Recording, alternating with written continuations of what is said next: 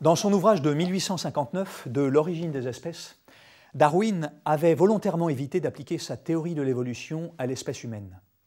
10 ans plus tard, il s'y attelle dans son deuxième ouvrage majeur, La filiation de l'homme et la sélection liée au sexe. Hommes et singes, une filiation scientifiquement prouvée. Il suffit de comparer leur patrimoine génétique. Ils sont plus que proches. L'homme partage 95% de ses gènes avec le chimpanzé. Une intuition qui a valu à Darwin de célèbres caricatures et la colère des milieux religieux. Savez-vous que le plus jeune ancêtre commun à l'homme et au chimpanzé vivait en Afrique il y a 5 à 6 millions d'années? La généalogie de l'homme moderne est buissonnante. De nombreuses branches se sont éteintes, mais l'une d'elles a donné, il y a plus de 150 000 ans en Afrique de l'Est, Homo sapiens.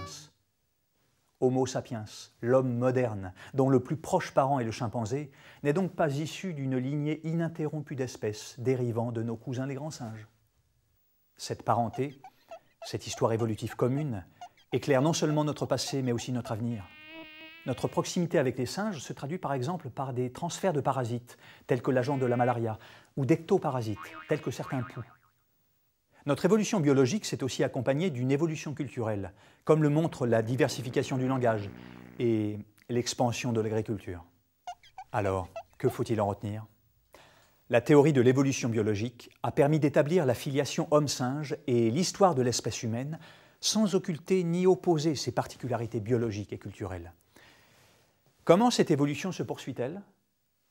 Ces recherches resteront fascinantes si elles se prémunissent de courants pseudo-scientifiques ou idéologiques.